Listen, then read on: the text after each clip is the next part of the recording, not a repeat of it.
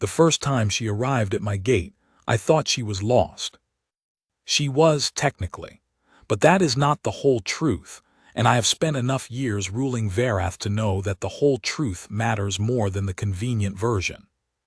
It was the third evening of the harvest moon week, the kind of evening that smells of turned earth and wood smoke, and the particular cold that creeps down from the dusk ridge before anyone has admitted that autumn has arrived.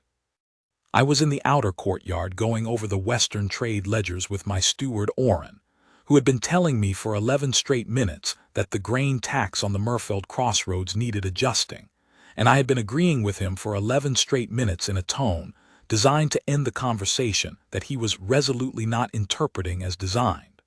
My wolf was quiet the way it gets when it is bored of human matters. Oren was reaching for a third scroll. Then the gate creaked. My wolf was not bored anymore. The woman who came through was leading a gray mule by a rope halter, carrying a healer's satchel that was almost as large as she was, and wearing an expression that I would come to recognize months later, looking back, as her specific look of catastrophic navigational miscalculation. It is a look that involves a very straight spine, a very composed face, and eyes that are doing a great deal of private arithmetic about exactly how badly things have gone wrong, and whether anyone important has noticed yet. She noticed me. Her arithmetic visibly recalculated. She said, and stopped. She looked at the gate. She looked at my banner, the black stag and silver moon of the Verath line hanging from the arch above her head. She looked back at me. I was attempting, she said carefully, to reach the Murfeld crossroads. I looked at her. I looked at my gate. The Murfeld crossroads were 11 miles to the southeast. You are not there, I said. No, she agreed, I am aware. Oren made a sound beside me that was not quite a cough and was not quite a laugh and was, I felt, professionally inadvisable. The woman's chin came up by approximately 1 small degree, a precise and dignified adjustment that told me she had heard that sound and was not going to acknowledge it. She patted her mule once on the nose, which seemed to steady both of them. I apologize for the intrusion, she said. I have a gift for finding the wrong road.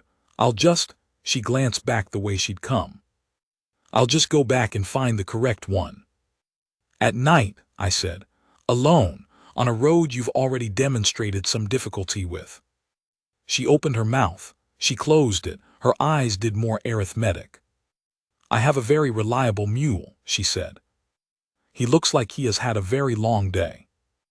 The mule, as if to settle the matter, sat down. Not lay down, sat, the way mules sometimes do when they have decided that the next step in any direction is not going to be their idea. The woman looked at him. He looked back at her with the calm vacancy that is the mule's great gift to the world. I could not help it. I laughed. Oren laughed. Even the gate guard managed to convert his laugh into a convincing cough. The woman's spine stayed perfectly straight through all of it. When the laughter died quickly, because she had a look about her that made you feel you had been slightly rude and you weren't entirely sure how, she said, "If you have a stable, I would be grateful. I can pay." "We have a stable," I said, "and we have a guest room and there is food in the hall. Put your mule away and come in." She looked at me. She looked at the banner again. Something in her face went complicated. "You're the Alpha King," she said, "not a question, an accounting." "Cairn Dusk," I said, "yes." "Oh," she said, and then, "I'm very sorry about all of this." "Don't be," I said, and meant it, which surprised me. My wolf, which had gone quiet the moment she arrived, was making a sound in the back of my chest that I had no good word for. Not urgency, not the snap of danger. Something slower and warmer, like a fire that has been banked all day and is only now in the evening beginning to give off its real heat. I told myself I would remember the Murfeld crossroads situation in the morning when she left, and that I would find it funny, and that would be all there was to it. Her name was Myra. She told me over soup, good thick barley soup that my cook Peldon made without being asked whenever travelers arrived, which was one of the many reasons I kept Peldon in the tone of someone filing a report. Myra, traveling healer, out of the Weld settlements 3 years ago. I do circulatory work mostly, and fever management, and some bone setting when the surgeon isn't available. She said all of this to the soup. Then she looked up and added, I have excellent references from 12 packs between the Weld and the Ardennes coast. Navigational ability not included in those references. I feel I should be upfront. I appreciate the disclosure, I said. 11 miles, she said. I was 11 miles wrong. The South Road forks twice before the crossroads. Many people miss the second fork. I missed the first one. She ate more soup.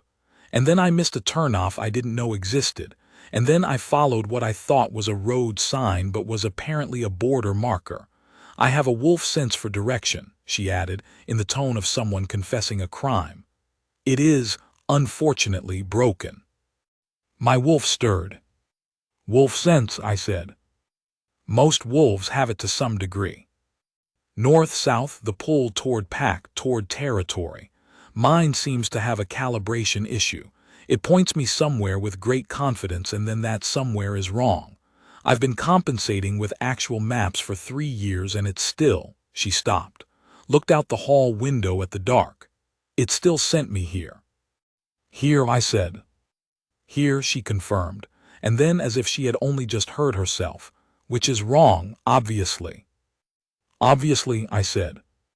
My wolf disagreed, very quietly, very firmly. She left the next morning before I was properly awake. I heard the gate creak and her mule's steady hoofbeats retreating south and east, back toward Murfeld. I stood at my window and watched the road go empty again, and felt something I didn't examine closely. The way you don't look directly at a flame when you're trying to decide if it's real. I went back to the grain tax. Oren was pleased. The second time, it was 12 days later. I was in the training yard with my senior guard, Bastian, running drills in the early morning cold.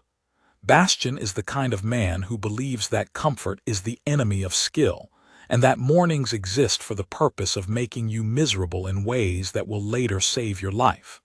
I generally agree with him. We had been at it for an hour and a half and I was bleeding pleasantly from a sparring cut on my left forearm, and feeling genuinely alive in the way that only honest exertion produces, when the gate creaked. I knew before I turned. My wolf knew considerably before I did. She was there again, Myra, with her enormous satchel and her gray mule. This time she was wearing a scarf against the cold, dark blue wool, wound twice around her neck and jaw, and she was already looking at my banner with an expression that had moved past the catastrophic miscalculation phase and into something more like weary resignation. Bastian lowered his practice blade and looked at me. I looked at the gate. The gate, as a thing that did not have preferences, offered no guidance. The Murfeld crossroads, I asked. She lowered her scarf enough to answer. Caldra Village, she said. Northern Pass, Healer Call. She looked at the black stag and silver moon. She looked at me. That is south. Yes, I said. I came north. She sounded genuinely perplexed, which I believed absolutely. I had the map out. I checked it twice. I was going north. And yet, she agreed. She looked at her mule, who was gazing at my training yard with mild interest. I don't suppose you have a surgeon at Caldrev who's already managed the call. I dispatched one yesterday, I said, for a broken leg. She closed her eyes briefly. Right, well, she gathered herself. I'll go back in. It's a 4-hour ride each way, I said, and you've already made it once the wrong direction. I looked at her mule. He looked back at me. Stay for the morning. I'll have Oren draw you a map with every fork marked. She hesitated, that straight spine again doing its work. You don't need to do that. I know, I said. But Oren will enjoy it. He has very good handwriting and not enough occasions to show it. Something shifted in her face. It wasn't a smile, not quite, but it was the architecture of one, and it did something strange to the morning. She stayed for the morning. She ended up staying for most of the day, because Oren's map came with a full annotated explanation, and because Peldon sent food out to the courtyard without being asked again, and because my court physician Sira found out there was a traveling healer in residence, and immediately got into a 90-minute conversation with her about fever protocols in cold weather settlements that neither of them seemed to want to end. I watched this from the doorway of the great hall, leaning against the stone frame, and my wolf was doing the same thing it had done 12 days ago, that slow, banking warmth that I still had no word for. Bastian appeared at my shoulder. He looked at Myra, who was demonstrating something to Sira with her hands, animated in a way she hadn't been at my supper table 12 days ago. He looked at me. "She's been here before," he said. "Once," I said. "She lost." "Differently lost," I said. "Same result." Bastian looked at her again. He was quiet for a moment. Bastian is not a man who speaks without knowing what he wants to say. "Your wolf's been quieter since she arrived," he said.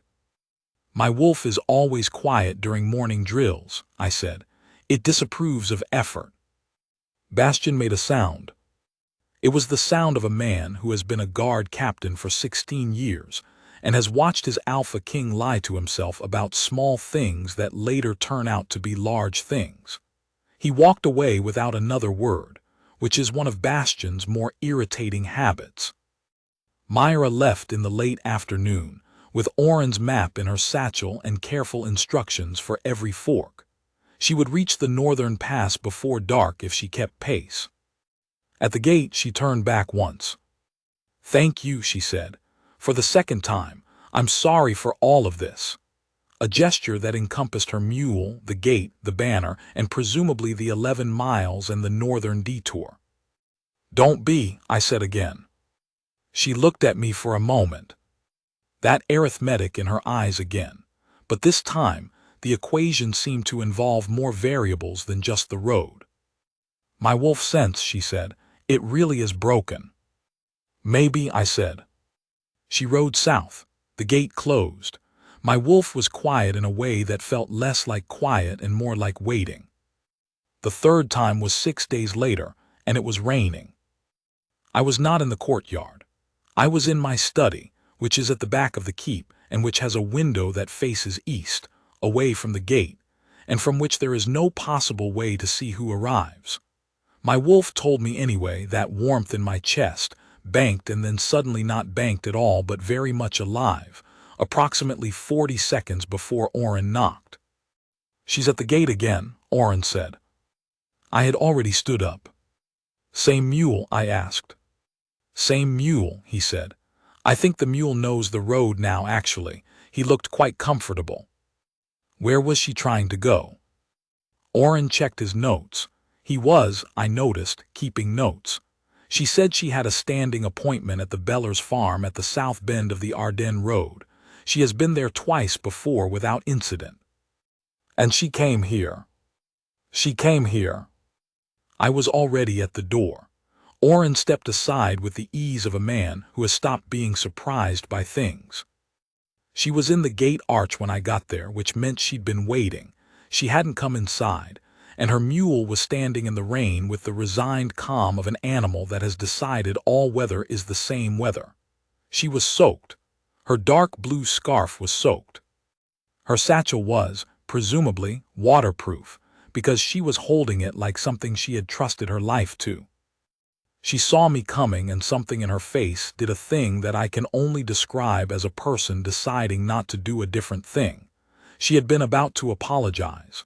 You could see the apology ready, the whole prepared speech of it. And then she looked at me and she stopped. "Hi," she said. "Hi," I said. It was the most unguarded I had heard her. "It's raining," she observed. "It is," I agreed. "I was going south," she said. "I was going so specifically south. I had the map out and everything." "You always have the map out." "I know." She looked up at the sky, which was offering no particular explanation for itself. "The Bellers farm is 8 miles south of the Murfield crossroads." "Yes." That is 21 miles from here in the wrong direction. Roughly. She looked at me. There was something in her eyes that was beyond the arithmetic now, something that had given up on the arithmetic entirely and was asking a different kind of question. My wolf sense, she said slowly, brought me here again. Yes. That is 3 times in 18 days. Yes. My wolf sense, she said, with the precision of someone counting things very carefully, has never brought me to the same wrong place twice. In 3 years, it has a remarkable commitment to wrong place variety. It has sent me to a sheep station in the middle of winter, and a fishing village 40 miles off my route, and one memorable occasion to the middle of a frozen lake. But it has never in 3 years brought me to the same place twice. I said nothing. The rain came down, her mule breath steam. This is the 3rd time, she said. Yes, I said. She stopped. That's not broken navigation, she said. And then, very quietly, as if she were saying it to herself rather than to me, that's a pull. I let her have the silence. She needed it. My wolf needed it too. It was very still, the way it gets when something important is about to happen and it does not want to startle it. Come inside, I said. You're soaked through. She came inside. Peldon had soup going, of course he did, because Peldon had somehow developed a 6th sense for arrivals in the last 18 days that I suspected was less 6th sense and more orange sending word from the gate. But I was not going to examine that too closely. Myra sat at the hall table with both hands around a mug of something hot, still in her damp cloak, because she'd refused to let the house staff take it until it had dried a little. I had watched her spend 30 seconds negotiating this with Lynn, the head of household, who eventually surrendered with a look on her face that suggested she was mentally reclassifying something. My court was in the hall. It usually was at this hour. The hall is where things happen in the evening at Verath, informal business, dinner, the kind of conversations that don't fit in official chambers.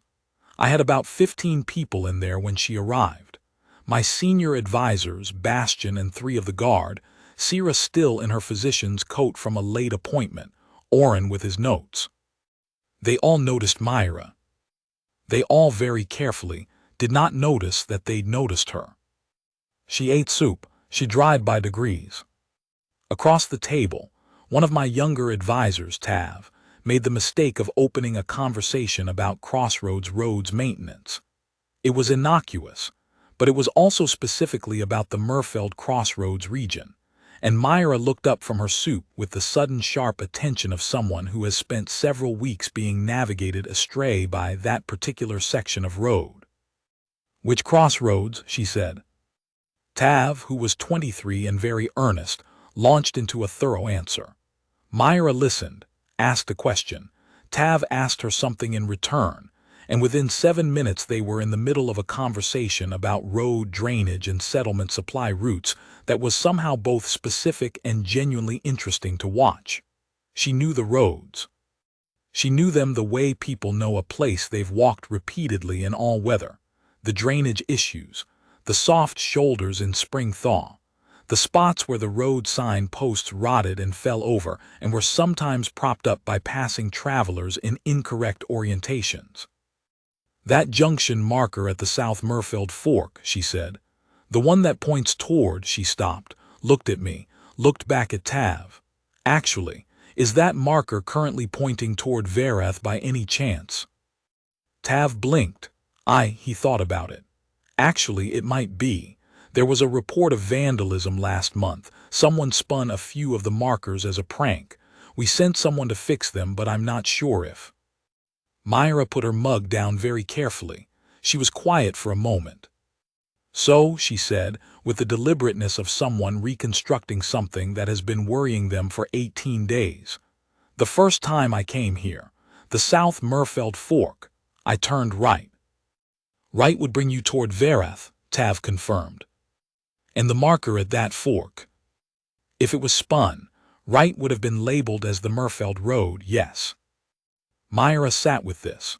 My wolf was watching her from inside my chest like a creature that knows a door is about to close and is not sure what it thinks about that. That explains the first time, she said slowly. Yes, Tav said. And the second time I took the northern road rather than south. She frowned. Tav, is there a marker on the North Pass road that has been tampered with? Tav looked increasingly uncomfortable. There were actually several. The prank was more extensive than we initially realized. Right, Myra said. She was quiet. The fire crackled, rain tapped the shutters. And the Bellers Farm Road, she said, in the tone of someone who no longer actually wants the answer. Tav picked up his notes with the expression of a man walking toward something he's already seen the end of. There's a marker on the South Ardennes Junction, he said. It was apparently also rotated. It would currently be directing people heading south toward. He trailed off. He looked at me. I looked at him. He looked back at his notes. Toward Verath, he finished. Silence. Myra looked at her soup. Right, she said.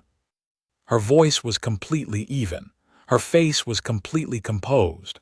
Her spine was doing its best work. But I had been watching her for 3 arrivals now, and I knew I was learning the specific shape of her stillness, the way she went very still when she was working very hard to look undisturbed.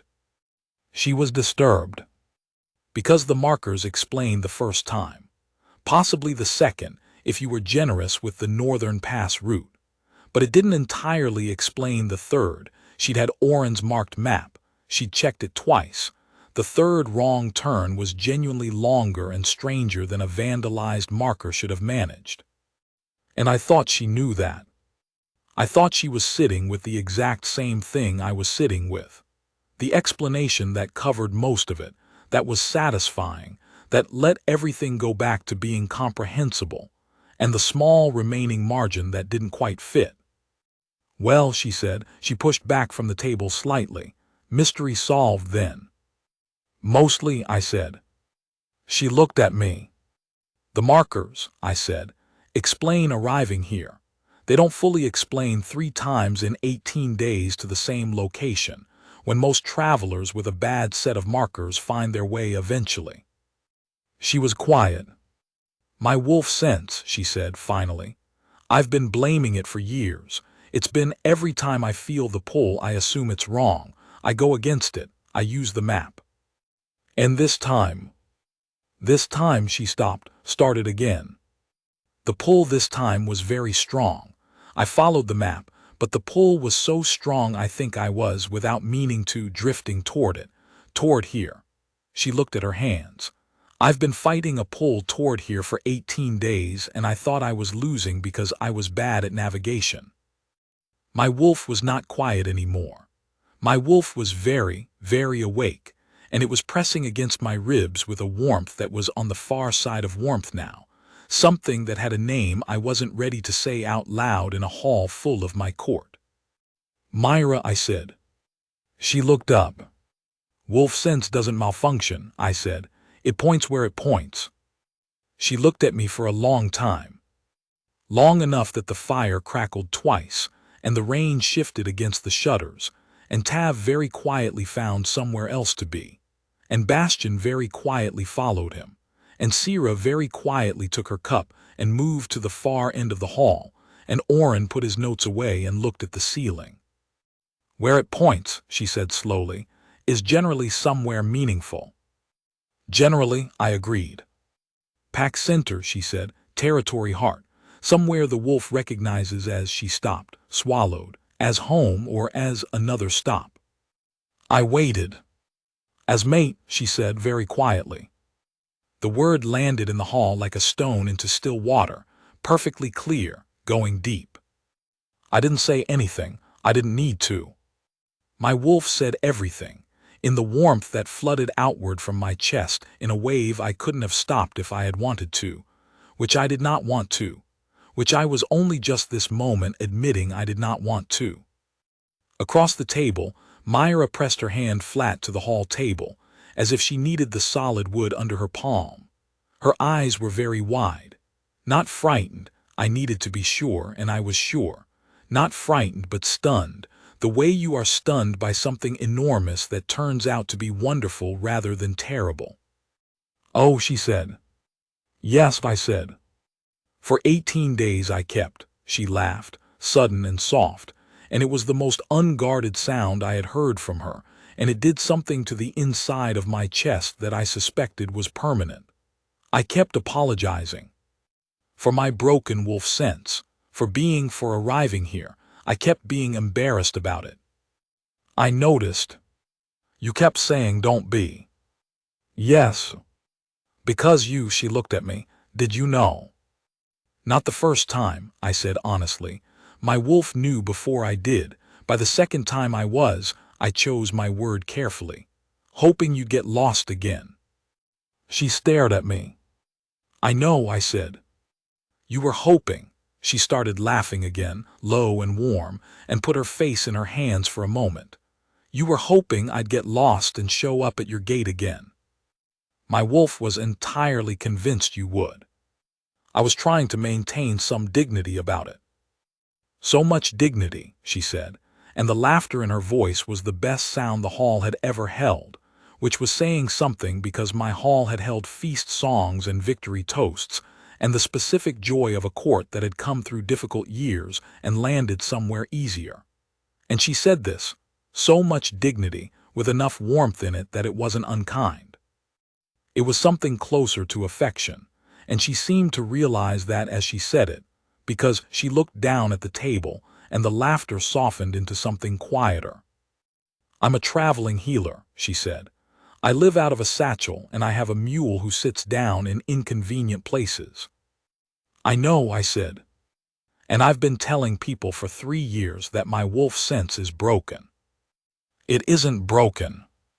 No, she said more quietly still. It found you 3 times in 18 days. 4 if you count tonight. She looked up. 4. The first time was the gate. The second time was the training yard. Tonight you found the hall. I paused. And earlier when you arrived you found the gate arch and you waited. You didn't come in and you didn't leave. You waited at the threshold. Her brow creased. I was letting me come to you, I said. She sat with that. I didn't know I was doing that, she said. I know, but you were. I looked at her steadily. You were right at the edge of walking away when I came around the courtyard wall. If I'd been 30 seconds later, I would have gone, she said, and something in her face said that she understood what that meant, that she had almost walked away from this without knowing what this was. But you didn't, I said. No, she looked at the fire. My wolf wouldn't let me. I thought I was just too soaked to face the road again, but it kept. She pressed her hand to her own chest, then over her sternum, the gesture of someone who has felt the pull all along and not known its name. It kept pressing this way, into the hall, toward you. The rain had softened outside. Not stopped, just become something quieter, the kind of rain that doesn't insist on itself. Myra, I said. She looked at me. Do you want to go to the Bellers farm tomorrow? I said. You can. I'll have Oren draw you a new map. The vandalized markers are being fixed in the morning. I'll have Bastion on it before first light. You'll have a clear road. She looked at me. You're giving me a choice. I'm always going to give you a choice. She was quiet for a long time. Long enough that Peldon came out from the kitchen, surveyed the scene, put a plate of apple pastries on the table without comment, and retreated. Long enough that the fire settled and the rain eased further, and the hall held just the two of us and the warmth between us that neither of us was pretending wasn't there. My mule, she said finally, is in your stable. Yes, I said. He seemed comfortable. He did. He's been here 3 times, she said. He knows where the water trough is. He went straight to it tonight, I agreed, without being shown. She looked at me, and the laugh that came was different from all the others, quieter, warmer, the laugh of someone who has stopped being embarrassed about something they've been embarrassed about for a long time. Well, she said and reached for a pastry. It would be unkind to unsettle him. She stayed. Not indefinitely. Myra was not a woman who did anything without thinking it through, and she thought this through with the same careful attention she brought to everything.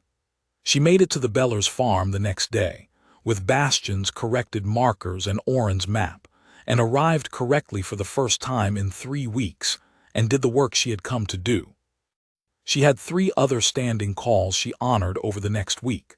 A pack settlement at the base of Dusk Ridge, a family in the Murfeld Valley with a mother in her late pregnancy, a garrison physician who needed a second opinion on a joint complaint in his commander. She came back between each of them.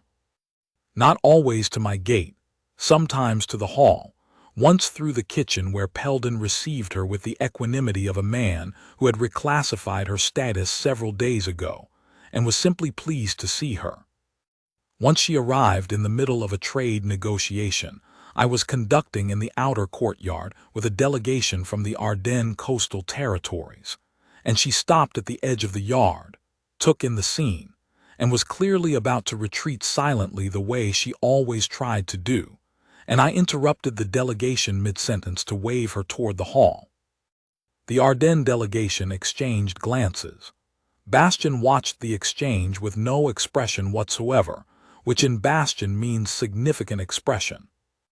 After the delegation left, Tav found me in the hall and said, with great diplomacy, that the Ardennes traders had been asking about the woman with the satchel.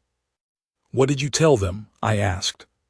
"I said she was a healer who attended the hold regularly," he said, which was true and also carefully said. "Good," I said. "They asked," Tav said carefully, "if she attended other holds as well." I looked at him.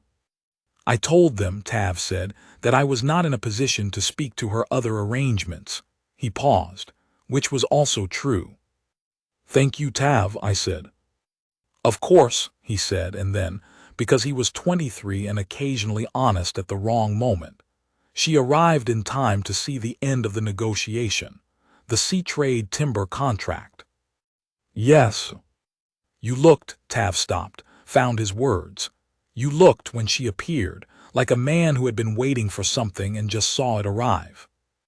I considered how to answer this. "The negotiation went well," I said. "It did," Tav agreed. "It also went faster from that point. I think you wanted to be done." I did not confirm or deny this.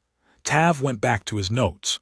Oren, who was always present when things were being said in rooms, looked at the ceiling again. My court, I should say, took to Myra in the specific way that a court takes to someone who is not trying to be taken to. Sierra had the honest medical conversations she'd always wanted with a traveling practitioner who knew the rural realities Sierra's hospital training had not fully prepared her for. Oren found in her someone who could read his annotated maps and actually respond to the annotations. He had been making detailed notes on his maps for years, and most people looked at them like decorative elements. Peldon liked that she ate everything. Bastian, who liked almost nobody and was proud of it, had revised his position to something between neutral and quietly approving, which for Bastian was the same as devotion. And my wolf. My wolf was, for the first time in memory, easy. I had been king for 16 years. I had been Alpha of Verath for 16 years, which is not the same thing but happens to the same man. I had had counsel and negotiation and trade and judgment and warfare and peace, in various proportions, for 16 years. My wolf had been present for all of it, sometimes useful, sometimes simply there, always mine. But it had been carrying a particular kind of quiet tension for so long that I had stopped hearing it as tension, and had come to think of it as simply the ambient sound of being who I was. It was gone now, that tension. When Myra was in the hold it was gone entirely, and when she was away it was lighter, as if knowing the door was still open and the road still led here made the waiting easier. She came back from the Dusk Ridge settlement late one afternoon in the second week of her stay and return, and she was tired in a way she didn't usually show. "A difficult case," she said briefly. a fever that had taken a week to break and left a young woman very weak. She sat at the hall table with tea and said nothing for a while, and I sat across from her and said nothing too, and it was one of those silences that would have been uncomfortable with anyone else, and was, with her, simply its own thing. A room that two people are in together without needing anything from each other except the company. After a while she said, "How long have you been alpha?" 16 years, I said. And before that? My father, he died of a fever too, the kind that comes back. I was 23. She looked at me. That's young. It was, I agreed. It didn't feel young at the time. It feels young now looking back. What does it feel like now? She asked. Not the kingship, I understood what she meant, not the years or the weight of the title. What does it feel like now, here in this hall, in this particular evening? Better, I said. She smiled, really smiled, for the first time at me fully, not the architecture of a smile but the whole thing, and it was exactly what I had suspected it would be. Something that made the hall feel warmer and my wolf feel like it had been given something it hadn't known it was missing. I have a confession, she said. Tell me. The Bellers Farm appointment this week, she said. It was not actually a standing appointment. I raised an eyebrow. It was a real call, but I could have rescheduled it. I had enough in the satchel to manage most of what needed managing on a first visit, and then I could have come back the following week. She turned her mug in her hands. I chose not to reschedule it. Because, I said, although I thought I knew. Because I wanted to know if I could get there without ending up here. She paused, and because some part of me wasn't sure I wanted to. I looked at her. I wanted to know if the pull was real, she said. If I fought it properly with correct maps and corrected markers, if I chose not to drift. She lifted her eyes to mine. Would it stop? And I said. I made it, she said. I arrived on time, I did the work, I came back on the right road. Not here, back to my inn at Murfeld. And then I came here, she said simply. The next morning on purpose, without a wrong turn. I had not known this. I had known she'd come back, the gate had opened and there she was, and my wolf had done what my wolf always did when she arrived, that specific warmth. I hadn't thought to ask if the road had been accidental. You chose the road, I said. I chose the road, she confirmed. We looked at each other across the hall table. That's different, I said. Yes, she said, it is. I reached across the table and covered her hand with mine, which was not something I had planned to do, and was also absolutely something that was going to happen. My wolf and my hands and the particular quality of that moment all agreed about this completely. Her hand was warm. The mate mark on the inside of my wrist, which I had been aware of for 18 days in the specific way you are aware of something that is asking a question you haven't answered yet, went from warm to bright, a clear, steady warmth like light through skin. She looked down at it, then at mine, then up at me. Oh, she said again, but it was a different oh than the one in the rain. That one had been stunned discovery. This one was something that had arrived where it was always going. Yes, I said again. Her hand turned under mine, not pulling away, turning to hold mine back. Her thumb found my wrist, found the warmth there, pressed gently, and the warmth answered back. My wolf sense, she said, soft and wondering and absolutely certain, was not broken. No, I said. It was finding you. It was finding you, I said, because that was the whole truth of it, both directions at once. The pull running from her wolf to my wolf and from my wolf to hers. The long road with its vandalized markers and its redirected signs that had been underneath. The most direct route in the world. One long arrow pointing to a hall table and a plate of apple pastries, and a woman who had been apologizing for 18 days for arriving exactly where she was supposed to arrive. I owe you about 12 apologies, she said. You don't owe me anything. I kept saying sorry for being here. I know. I kept saying don't be. I didn't understand why you kept saying that. I know. She laughed again, and her hand stayed in mine, and the fire crackled, and the hall held the warmth of the bond settling between us like something that had been waiting to settle for a very long time, and was immensely relieved to finally be allowed to. In the weeks that followed, she didn't stop traveling. I hadn't expected her to.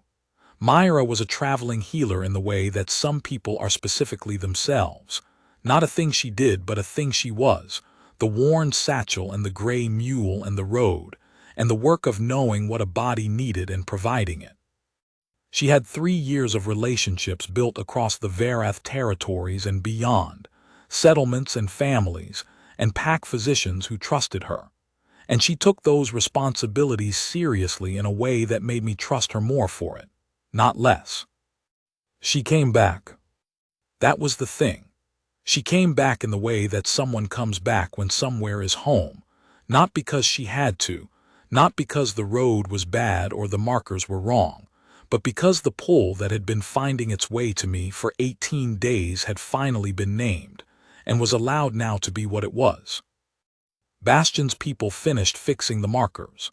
Tav drafted a new signage maintenance protocol that would, in theory, prevent future vandalism from redirecting half the settlements in the territory.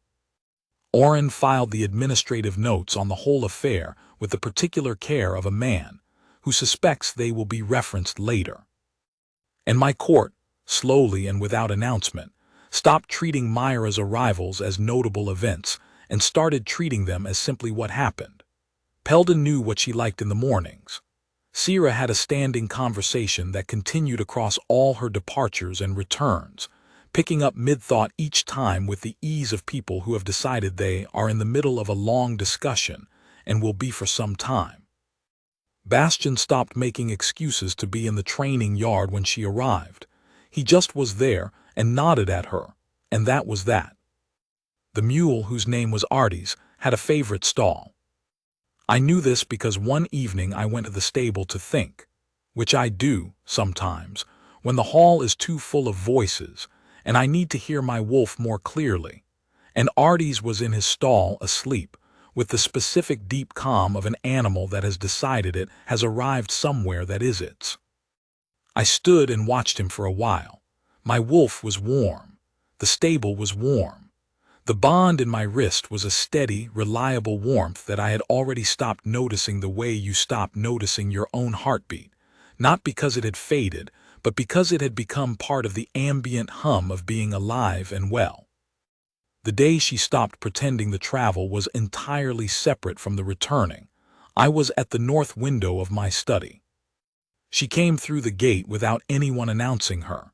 The gate guards had been quietly told, weeks ago, that no announcement was needed, and I heard Artie's hoofbeats on the cobblestones, and I felt, before I turned, the specific quality of warmth that told me she had crossed into the territory. Not the hold, the territory. The pull had a range now that I was no longer pretending not to notice. I turned from the window as she dismounted in the courtyard below. She looked up. I don't know how she knew I was at that window, except that she always knew, the same way I always knew the moment she arrived, and there was a particular quality in her face that was new. She had been away for 9 days. Caldrev village, and 2 settlement calls in the Northern Highlands, and a difficult case with a pack infant that had resolved well and left her tired but whole.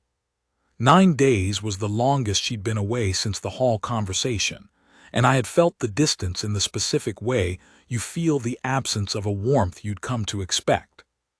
She looked up at me, and the distance was gone. That was all.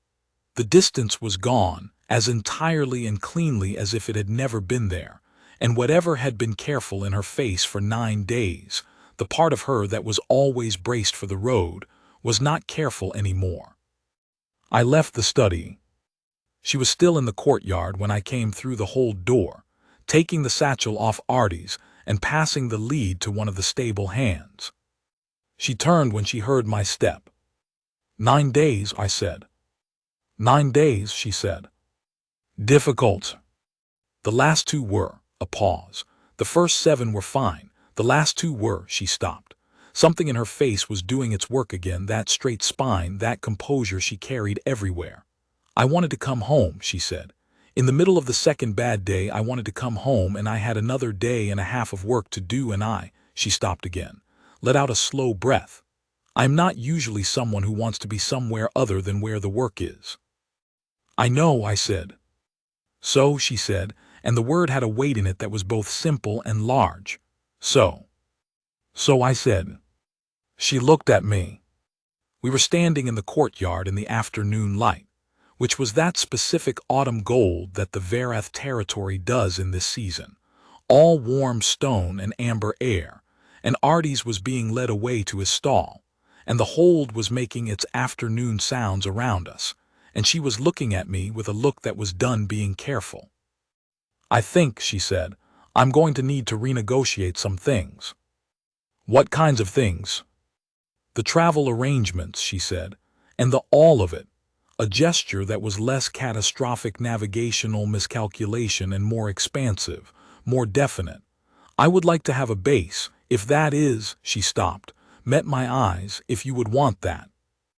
I've wanted that, I said carefully, since the second wrong turn. She looked at me for a moment. And then that laugh again, the warm, full one, and she shook her head at me. You were so calm about it, she said. I am a king, I said. Calm is a professional requirement. You were hoping I'd get lost again. Every time. You let me keep apologizing. I kept telling you not to. She put her hand over her face for a moment, laughing, and then dropped it and looked at me with a warmth that was past teasing and into something that made the afternoon feel bigger than it had been a moment ago. I spent 18 days being mortified about my broken wolf sense, and you were at your window every time hoping the markers were still wrong. The markers had been fixed by the 4th time, I said. By then you didn't need them. She stared at me. The 4th time, she said. When I came on purpose. Yes. You knew that. I knew from the moment you came through the gate, I said. Your face was different. You weren't doing the arithmetic. She was quiet for a moment. Artie's hoofbeats disappeared into the stable. The courtyard was warm and still. Cairn, she said. Yes. I came on purpose the 5th time too, she said, and the 6th, and every time after that. I know, I said. Good, she said, and crossed the courtyard, and I met her halfway. She has a study now, across the hall from mine, which is technically a guest room that has been steadily colonized by her things, her maps with her own annotations in the margins, her healer's reference texts, a second satchel, the small clay wolf figure she's had since childhood, worn smooth from handling. Oren drew up a formal rider agreement for her standing settlement calls, which meant the court had official record of where she was at all times, which meant that when anything urgent came in from a settlement she was near, the dispatches went to her too. Bastion gave her a standing open invitation to the training yard, which she uses on mornings when she's home, not sparring, she watches, and occasionally asks questions, and once corrected Bastion's assessment of a guard's shoulder injury in a way that made him revise his training protocol for that guard, and send her a note of acknowledgement that was 3 words long, and clearly cost him a great deal to write. She keeps it in the study. She still travels. She will always travel, that's part of it, part of her, the road and the satchel and the work that matters to her and to the people who depend on it. I have come to understand this not as absence but as the shape of who she is, the same way she's come to understand the hold and the court and the weight of the decisions I carry as the shape of who I am. We have found the edges of each other, the places where we are different, and we live at those edges comfortably, which is its own kind of wonder. But she comes back every time. The mate mark on my wrist tells me when she crosses the territory line, that warmth, reliable as light. Sometimes I'm at the north window when she rides through the gate, not because I went looking but because my wolf and the warmth pulled me there naturally, the way it has always pulled. Sometimes I'm in the training yard and I hear her mule step, and I don't have to turn because I already know. Sometimes she comes in through the kitchen, where Peldon greets her with food, and I find her there with tea already in hand, and Artie's in his stall, and the satchel on the hook that has been her hook since the 3rd week. She asked me once in a late evening in the study, when both of us were reading and the fire was low, what I had been thinking the first night she arrived. The rain, the soaked scarf, the mule sitting down in my gate. "I thought you were lost," I said. "I was," she said. "No," I said, "you weren't." She looked up from her book. "Your wolf knew where you were going," I said. "It knew before either of us did. You were the furthest thing from lost." She was quiet for a moment, and then she reached over and put her hand over mine, and the warmth in the mark answered. And outside the window the Verath territory spread away into the dark, my territory, my hold, my court and my people and this specific life that is mine. And in it, in the middle of it all, a woman who came through my gate 3 times in 18 days apologizing for arriving, who had been arriving in exactly the right place all along. She said, soft and warm, "I kept apologizing for coming here." "I know," I said. "You kept saying don't be." "Because you were never wrong," I said. "Not once. Every single time." She turned her hand in mine. The mark was warm. The fire crackled. The evening held us both, and it was enough, more than enough. It was everything, the way it turned out to be. The way the road that looked like a wrong turn brought her here and here again, until there was nothing left to be but home.